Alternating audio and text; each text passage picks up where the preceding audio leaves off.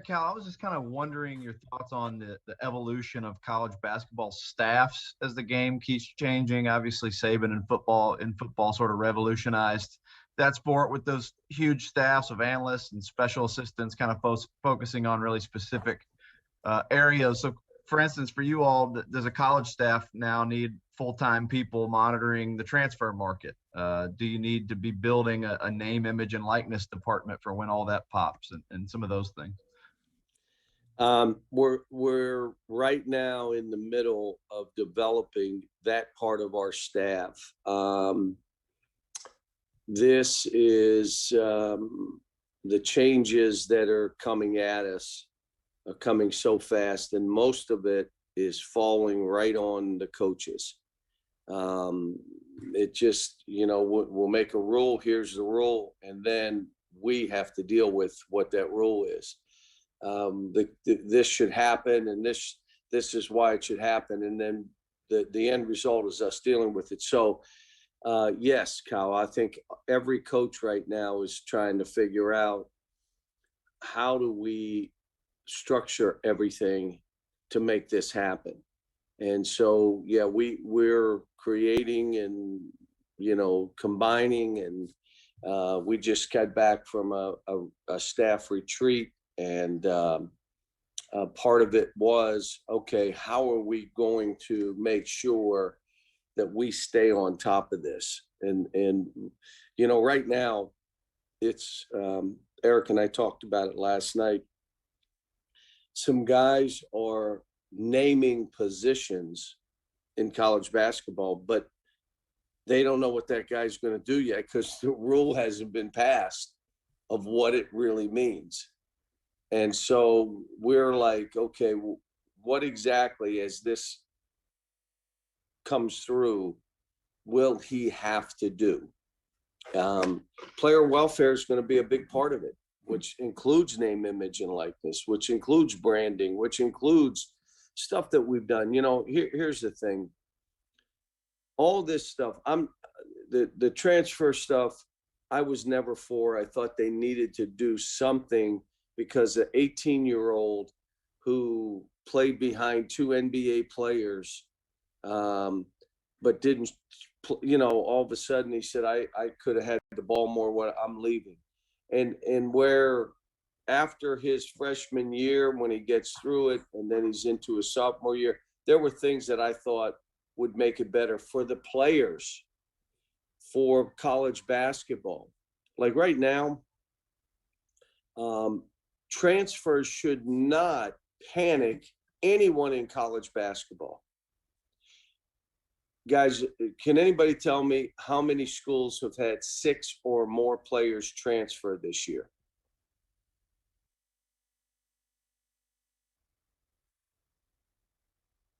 It's over 130.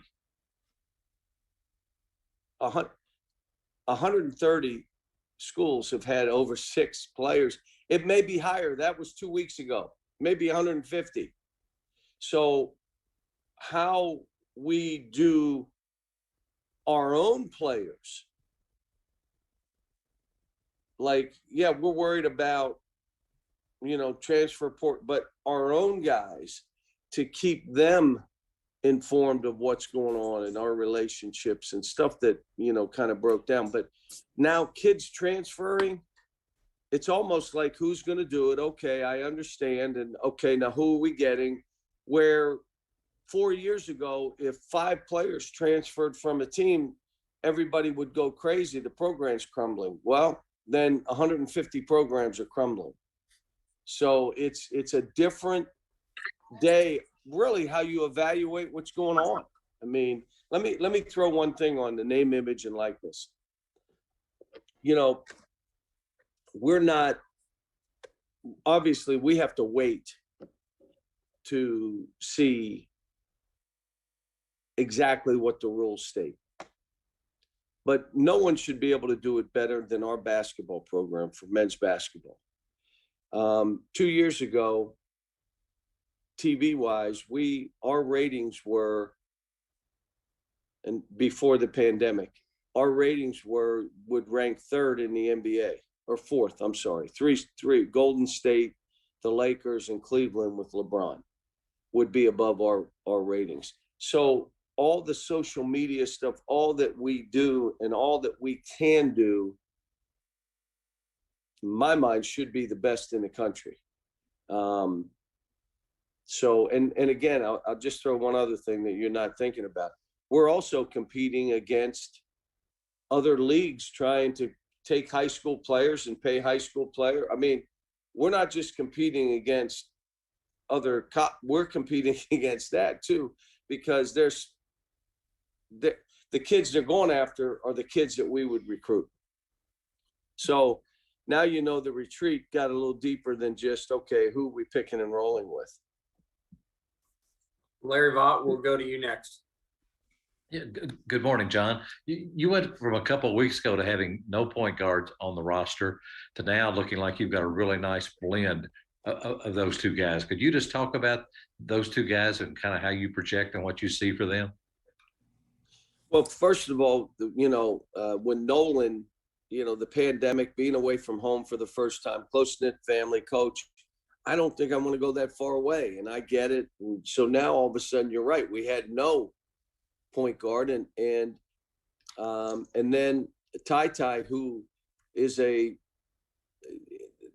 where the league is going right now, the NBA, which is, they have point guards, but they're not set up point guards. They're players who happen to have the ball a lot, who can score, who can do more than just get them into offense.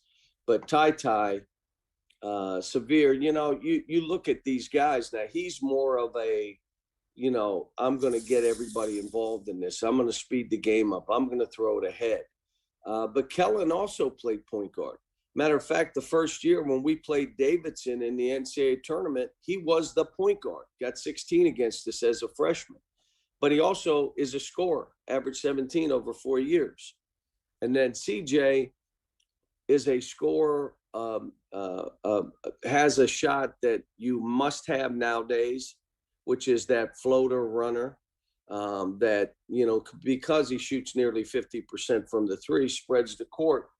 And, it's like he can create that way too. And then you have Davion, who at the end of the year, we looked at and said, wow, his numbers as a point guard, assist to turnover ratio and other things weren't bad either. Ben Roberts, will go to you, and then Ian Begley after that. Hey, John, you just mentioned you're recruiting against other pro leagues now, and it seems inevitable that you're going to run up against the G League probably with this upcoming class. What do you tell a kid? What do you tell a kid's family when you know they have a $200,000, $500,000 offer on the table? How do you sell Kentucky basketball against that? Well, now you have name, image, and likeness. So it changes that for us too. But here's the thing. The G League last year, the Ignite team, their TV ratings, compared to what we do, I'll just give you a player, Cade Cunningham, who I loved. Cade Cunningham could have done that, but he went to college. Forget about just Kentucky. Think about college. He went to college, and he went to Oklahoma State. Cade Cunningham, his whole, not just basketball and what it did for him, his brand, his ability to take advantage of that on the market is through the roof. And he was in Oklahoma, and I'm saying Oklahoma State, and a great program. I mean, and they're in Stillwater, Oklahoma. And that happened for him. And I say, now you think about Kentucky and what that means if that guy comes here. Or I'll give you another one. You look at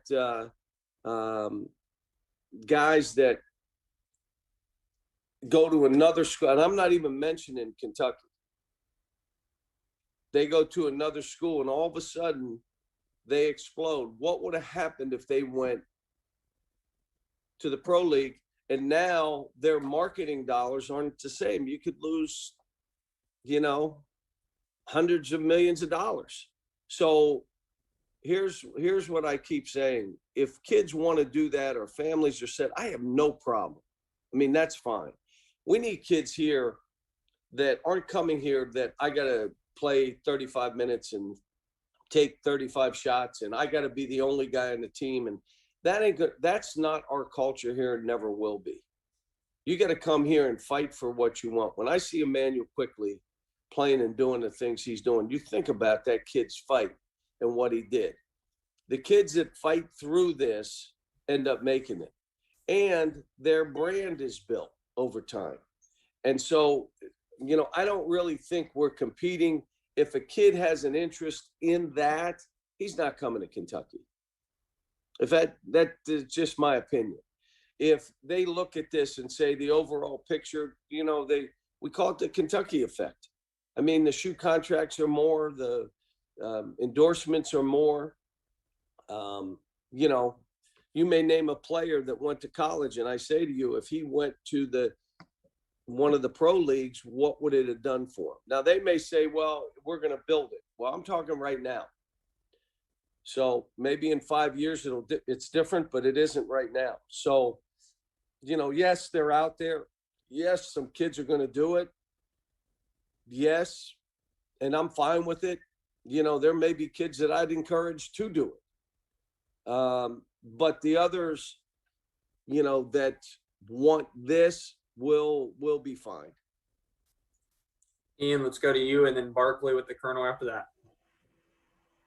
Hey, John, I'm up here in New York, which is Lexington North these days. And so I could ask you a million questions, but I wanted to ask you about Derek just because he's been playing so well since he got here. Does anything about how he's adapted his game or what his game looks like now surprise you, or how well he's playing? Does that surprise you at all? And what do you think about it? Well, let me say that I was on with Leon last night, and I said, how about my man D Rose? And Leon just said, can you imagine, this kid hasn't aged. It's like you're watching it. And I think the playoffs for him, you'll even see more. Ian, do you know why I say that? There's no back-to-back games. Okay? Back-to-back games, you know, you had to watch minutes. My son is telling me, we're watching, he's played 30 minutes, he has 26 points. He's, you know, he was going like, and to see, one, that he's a great teammate, he's never changed. Two, he'll create for teammates, yet he'll take over the game if he has to. When he feels we need baskets and I'm the best to do it, he does it. If he thinks someone else gets it going, Julius. If he wants to throw a lob to Nerlens Noel, if he wants Emmanuel Quickly in the open court to go shoot that runner, I mean, he's not, it has to be me. That's not who he is. It is us winning. And I've seen him drag teams. He dragged our team. He made everybody on the team better. That's who he is. But I'm so happy for him. Like, I'm ecstatic. Barkley, let's go to you, and then Ken Spencer, I'll hit you after that. Good morning, Coach. You talked a little bit about the transfer portal already. Kentucky's definitely been a team that's taking advantage of the new automatic transfer rule. I'm kind of wondering what are the differences in bringing in a top transfer than maybe a top high school recruit, and what are the benefits of that program? You got jumbled a little bit. I'm trying to see. Here's what I would say. If we go out and we get the kids that we want to recruit, and we take Reed, we take Nate, we take you know, that kind of player to do this and fill in. This year was different. This year we had injuries, we had, you know, shortages, we had a couple transfers. All of a sudden, thank goodness that we could tap into that market. But it's not something that we're saying that we're just going to live by it.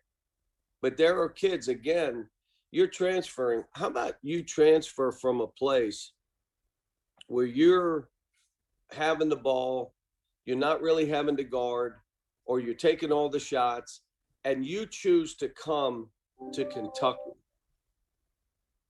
That says a lot about you as a player, which is, I'm not worried about all that. I want to see how good I can be. I want to be on the biggest stage and see if we can win a championship. I want more than just that. Some players want that. I want to be the only guy. I want to play my minutes, and I don't care about it because I'm trying to show those are not the kids that come here.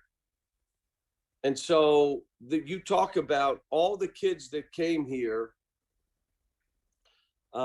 that could have gone other places, could have gone an easier road, could have gone to a place that would guarantee them things, and they came here. So this is a different place for that. But this year, it's good. I'm not sure where it will go going forward, but we'll be evaluating. And that's, I'm just going to veer off here. That's why I keep coming back to, as the NCAA, we have to be able to be nimble and pivot with all this stuff we're doing that's changing the game. You can't have it take 2 years to change something that had unintended consequences, whether it's the portal, whether it's name, image, and likeness. We may need to turn on a dime. Right now, it's like you're on an aircraft carrier. You need to be on a speedboat the next 3 years because we don't know where any of this stuff is going. And I'm guessing like everybody else. And my thoughts are always going to be 3 or 4 years out what this looks like with all the leagues and all the stuff and all the transfers and the change of this, change of my staff. How do we take advantage? How do we stay the gold standard in all this? Do you honestly think now, all of you there, that people are watching how we deal with this? They are. How are we going to deal with transfers? How are we going to deal with name, image, and likeness? What are we going to do with this? And schools are watching. But if you're looking at this saying it's the same as it was and I'm not changing, you're going to have a problem. Guys, we're a little more than halfway through this, so I'm doing my best to get around the room. Let's go to Kent and then Jerry Tipton. John, you mentioned the change in staff, the retreat, trying to kind of change with the times a little bit. How much was what happened to you guys last year a motivator? And do you think maybe the program, was it getting stale? Did it need kind of a reset? I don't. Look, if anything went south on us, it's on me. It's not on any staff member. Tony going to Central, he wanted to be a head coach. He turned down a job a couple years ago that I didn't think he should have turned down, and he needed to be a head coach. He is, I love him. He is a great basketball mind.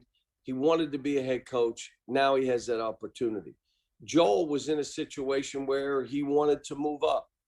Joel did a great job of getting us involved with kids, the relationships, the work he spent, and now he's at Arizona State in that role and with the terrific coach in Coach Hurley. So, no, it wasn't based on that, but it gives us a chance to regroup and look at how do I want to do this going forward. So, yes, it played a part, but it's not why things happen.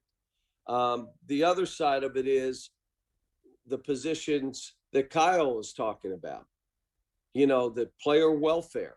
Who is that? What's his role? What are his strengths? What can he do for the kids? How is he tied? Someone's got to be in communication and tied a little bit as an information center. You ready? For parents. For parents. Many times a kid transfers. It's not him wanting to, it's his family saying you need to, and you got to get more shots, or, how do we stay connected with them? But there's a lot going on, and, I'm excited about what we're doing and where it is. And, the kind of team we've pieced together. But it's, a lot of work to do. I mean, now we got to get this summer. And, one of the things I knew the summer was important to us. I never realized how important. Sometimes you get to where, well, when I start coaching them and I'll coach them up. Well, I've always said I don't have a magic wand, and last year kind of proved it, would you say? The second thing is what we do when they come back to campus, how we start doing what we're doing. This summer, we're getting back to getting involved in communities. We're going to take the team in groups to different parts of the state for some community work, just to touch people for both the state of Kentucky. But I want these players to realize the impact that they have in our state. You understand that this is important to our state, and it's about bringing people together, doing things to make a difference for people's lives, not trying to separate. The second piece of this is the camps that we did, the satellite camps. I never realized how it gave our kids a chance to touch other young kids and have them see their importance, but also to be able to get into 10 more different communities and see it. The conditioning, the weight strength, making them uncomfortable, getting them to understand about team. How about this? Being at my house once a week, cooking out, swimming. We got rid of the trampoline, but having things that we didn't do any of that. None. Well, guess what? We get back on campus. First thing we're going to do is we're going to the house. Having them stay at my house on weekends. And we couldn't do anything. I never realized the importance, but this showed me the importance. And so, there are a lot of things that we weren't able to do that we get back to, which is part of that process. Jerry, we'll go to you and then John Wong. John, I just want. Is it me? Yeah, you got a little bit of an echo. Trying to make it short. Sorry. John, what's the status of Davion, Keon, Isaiah, and Lance in terms of coming back? And how confident are you that the SEC will waive the requirement of transfers within the conference to sit out a season? Well, Davion and Isaiah are going through that process that we support of all of our kids. And so when they have a decision to make, they will make that.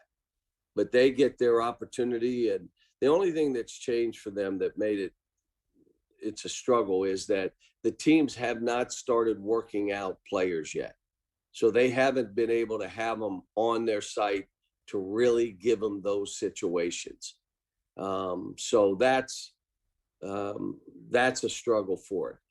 As far as the SEC stuff, the entire country has given these kids the ability to transfer wherever, and every league has. I can't imagine we'd be able to do anything different, but I'm not in that room talking about it or voting. You probably have to ask Mitch. And Lance and Keon are going to be big players for us. I mean, and everything seems good and everybody's getting back on campus. I believe tomorrow is when they start coming in. So, we'll have a team full of guys to get ready for what we're doing. John Wong, will go to you, then Nick Roush, and then maybe one or two more after that. Hey, John, I hope you're doing well. I'm a big mental health advocate, and I've been wanting to ask you this all last season, but the timing was just never right.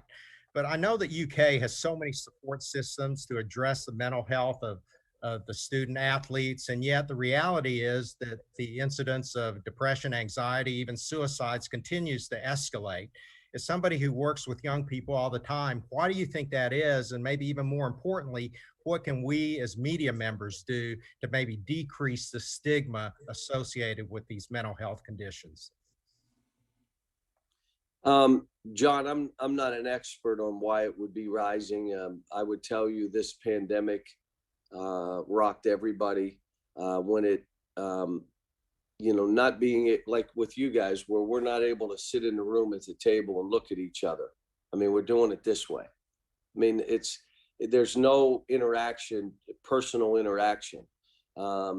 Last year with our players, I just went through everything we do so they know they have someone to talk to, fall back on, that loves them, that cares about them, that's going to hold them accountable, that's going to tell them the truth, that they can trust that you're going to be told the truth.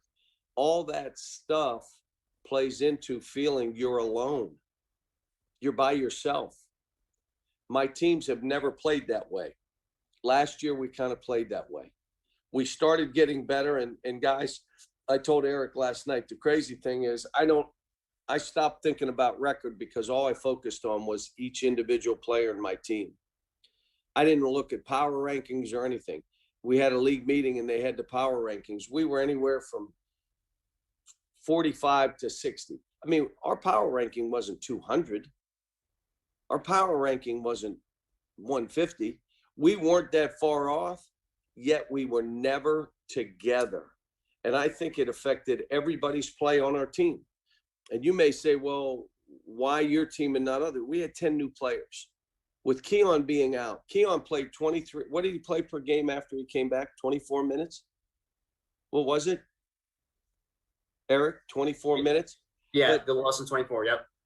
So, but with him out, that vacuum of leadership, the vacuum of a kind of go-to, made this hard.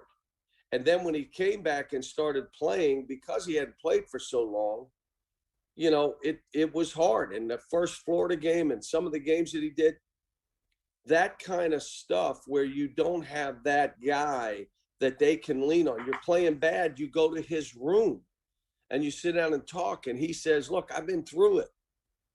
I know what this is. You're fine. You got to fight. Everyone that fights here makes it. The guys that choose another, it's just not worked. Now, it may work. Because this new transfer thing is a different deal. But to this point, it hadn't worked. And you may say, well, this guy's going to, let's see in 3 years how this all plays out, and we'll know.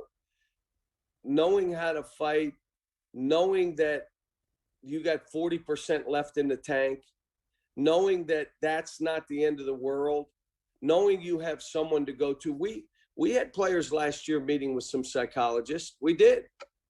I mean, it was, forget, you guys think in terms of just winning and losing, but players got better. Look, even you talk about Isaiah. How many minutes per game did Isaiah play? Just over 20. I wanted to meet. Did you guys know he played 20 minutes a game? And they're talking about him being a possible lottery pick. He played 20 minutes a game. But there were times where, for him and others, that this got overwhelming. And then no fans, not being able to interact. You may say, well, what about fans? The fans push our team when it gets a little hairy. They make them feel good about themselves. They make them feel like they're special. None of that last year. None of it. And so, John, that's part of the thing with what's going on these campuses. That the other side, how about you get out of college your senior year or your freshman year, and it's by Zoom. Your classes are online. How about you get out now and the job market is nil? I mean, this stuff for these young people, did any of us have to go through what we just went through? What would, if we were 18 or 19 and had to go through what these students went through? These kids 18. It's overwhelming. And I don't want any of the campuses to get away from, they're not right yet. We just went through Ben passing away and then Terrence. I mean, you throw that onto the plate of these kids. And that's why I was doing as many individuals as I could do. And, but at the end of the day, I'm not a quote professional. Sometimes that needs to be involved in this. Guys, just a few more minutes here. Go with Nick and then Lonnie. John, last year you had, I think, the youngest team in college basketball, but this year you'll probably have your oldest team you've ever had at Kentucky. What does that change for what you can do and how you just approach coaching them? You know what? I don't know yet. Like, I'm hoping that we can put more on their plate. I've always tried to empower my teams. Well, to empower the team, they got to have great leaders. They got to have kids that have been through it, that want to take it on.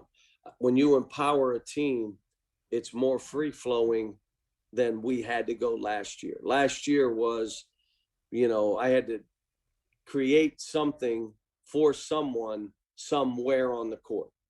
Well, it's really hard. It's hard for them. It's hard for the coaches. Second thing is, we coached a way to stay in games. I've never coached that way. I can't remember, other than my first couple years at UMass, where I coached just to stay in the game and give us a chance to win at the end. And when you're coaching an empowered team, you're not playing that way. You're playing. You're playing to smash people. You're playing to, we get up 20, let's get up 30. So, I mean, when you're an empowered team, you can do that. And the guys that we brought in to give us some aid, some graduate students, have really helped the program. It has. But I don't know yet until I get this team and get them on the court. And what I really want to do is play with 4 guys out, 5 guys out, and, being able to, and again, in the past, you had a Brandon, you had the Harrisons, you had Bookers, you had Jamal, you had, I'm probably missing names of Duran Lamb, guys quickly, the guys that could really flat shoot the ball. And we've always had that. You need that. Now, I won't sacrifice just plain shooting for everything else. Like, if you can't guard and you're a turnover machine, but you can shoot, hard to play here. I want guys like we have had who can shoot, but you can guard. You're not those kind of players, because at the bottom line here is we're trying to win, and that's winning basketball. But I want to play faster with this group. I want to shoot more threes with this group. I want to play 4 out with this group. But we're going to have to see when we get them here exactly how we'll do it. Who's going to take it out? Do you take it out with, a guy that's a playmaker, or do you take it out with a bigger guy? I mean, there's a lot of stuff. And Eric, I'll answer a few more questions because I've kind of talked a little bit, so probably cut some people off. So if there's a couple more, I'll answer them. Okay. Go ahead, Lonnie, and then John, I'll get to you. Lonnie, you there? Gotta unmute yourself.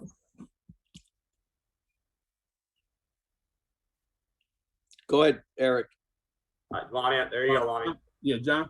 I want to make it as short as I can because I know we're kind of running out of time. I know you got to be somewhat satisfied or happy at this point with your situation with your guards. However, I want to ask you about one particular player. When is the last time, or have you ever had somebody that's brilliant, enthusiastic, intelligent, and all the things that seems to come out of severe Wheeler? He transmits a whole lot of. I know you've heard.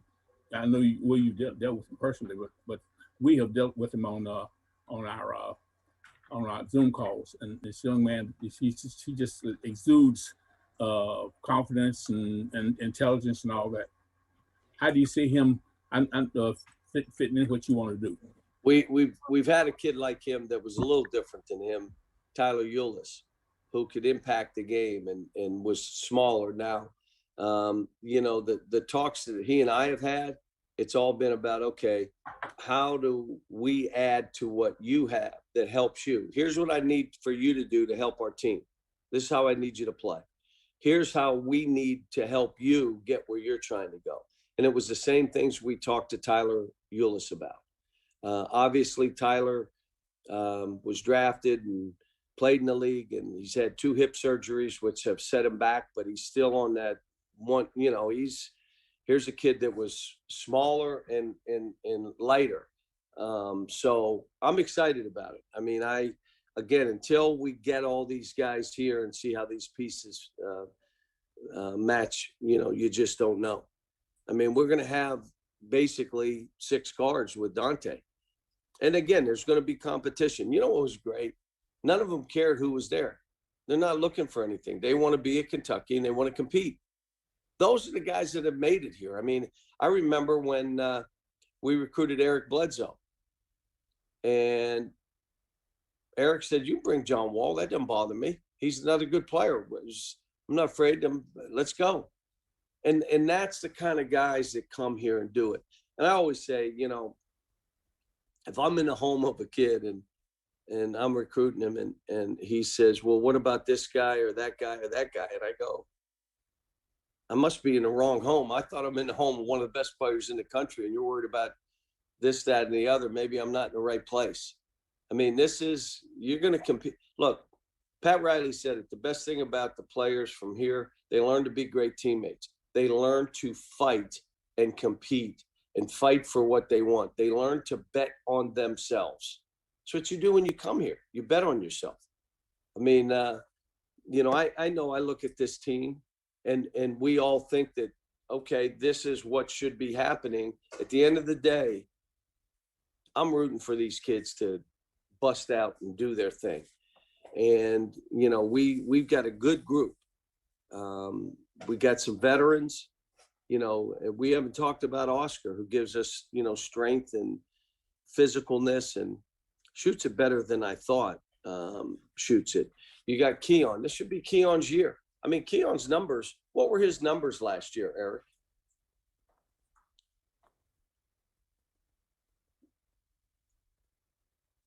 Can you hear me? Sorry. Can you guys hear me? Yeah. Keon was at, sorry, I'm pulling it up right now. Keon averaged a little over 10 points and 7 rebounds. All right, so that thing's got to go up. You know, that's got to go up. And how many minutes did he play per game? A little less than 24. So 24 minutes, that should go up. He's that veteran that you're saying you got to be the center of this. But he's got to do it. He's got to fight. He's got to. And the greatest thing that's happening, these kids are all watching all these NBA games. What we teach and how you have to play, that you must be a downhill runner. You must play through bumps. You have to shoot the ball to a certain degree, because if you don't shoot it, that league has now been, it's a shooter's league. It's turned more, you ready, folks, from just plain athleticism to skill. It's become a skill league. And so now, quick catching and running, the spacing that we use, the dribble drive stuff that we teach, it all plays into it. Got to come in and take advantage. You got to compete. You got to fight. You got to fight for what you were. I was just with Doc Rivers and we were talking about Tyrese. He loves him. Loves him. Tyrese is on a really good team. But I'm telling you, they look at his future and they're saying, Cal, I'm telling you, the kid is special. So, but it's good stuff. What else, Eric? Two more here. She said you got a few more minutes. John Hale and Kyle will finish us off. Cal, are you finished trying to add people to this roster, or does that depend on what Davion and Isaiah do? And then how important is it going to be to keep some scholarships open in this age of the free transfer rule? Well, very rarely do we ever hit 13 scholarships. I mean, there have been times where we had 10, 11. I mean, this is a unique place. It's not for everybody. So we're not adding people just to add people. We have no intention of adding anybody now, but I'm sitting here telling you that, we're not out searching and I don't see anything. would something happen late? I don't think so. I think we're where we are. Even if both Davion and Isaiah choose to stay in the NBA draft, then I think we'll stay right where we are. I don't see us doing anything else. And again, I'm proud of both of those kids. I mean, Davion's one of the great kids that I've coached. And let me say this about him. The most appreciative will tell you what we did for him and how this did it and how you made me shoot balls when I was not shooting. And now he has this opportunity. Would I love to coach he and Isaiah? Yes. But this is their opportunity. And if they choose to do it, I'd be fine. And we'll make do. Look, it's kids leaving this program has never hurt us. It just hasn't. And so whatever is right for them, we're supposed to add value to them. That's our job. That's what this program does. It adds value to you as a player, to who you are, who you're viewed as. In the NBA, it adds value. To shoe contract, it adds value. That's what we're supposed to be about. And if we love on them and care about them, and they worry about caring about each other and loving each other, because they know we got their back, this thing works for everybody and everybody eats. What happened where no summer, no fall, all the stuff, then guys struggled, and it was for all of us to go through it makes you stronger, makes you really evaluate everything and go through everything, which is not all bad. But I'd rather not have lived through what I just lived through. I wish we would have won 2 games at the end of the season and snuck in the NCAA tournament and then did something crazy. I would have rather have that happened and dealt with what we're dealing with, but it didn't. Kyle, wrap us up. Yeah, Kyle, today you've mentioned Davion as an option at point guard. You've talked about having 6 guards, which would obviously have to include Davion. In your mind, is there a good chance that you have him back then? It seems like you're entertaining that idea. I don't know. I mean, again, this stuff is hard for the kids and their families. The thing that I try to do is say, okay, what's the downside? Can you deal with it? Here's the upside. And whatever these kids do, they decide to stay in the draft. I shift from anything other than who do I call? Teams are calling me. How do I help? How do I set up individual workouts so they can get the full view of where they are? But I'm just, however it happens, we'll make it work. And the biggest thing is you make it work for everybody. And the biggest thing is you become a family where everybody's sacrificing and everybody's doing their thing so we can be together. And look, we've done this and have had 4 lottery picks, 5 first rounders, 4 lottery picks. Every one of we've done that more than once. They've all sacrificed for each other. And no one was hurt by sacrificing. Matter of fact, you were helped. Most of our stuff, hopefully we get back to, will be practice, where NBA scouts are in our practice. It brings up the level of the practice. You get evaluated. It's good for everything. That was out of the picture last year. They weren't allowed to travel. No combine, no midnight madness. How about that? Taking that away from this program. So let's get back to who we are, what we're about. Let's get back to, we got to see where this thing is going forward and read the tea leaves a little bit. We've got to be prepared. And again, I may try some stuff, and I've done this on the court. I've done it with other things, and it doesn't work. Well, you pivot and you move. Try something else. Whatever we're doing, even within the staff, we may do, and we say that's not having any value. Let's do this different. So it's what I've always done throughout my career, whether it's coaching the game, coaching my team and looking forward, or putting a staff together. This is what I see. Well, within a year, it changed. And it may change we may be in a call next year and you say, well, here's what we see came out of this. This, and this. How do you want to deal with that? So, Guys, we'll end it there. Thank Coach for making a little extra time for everyone today.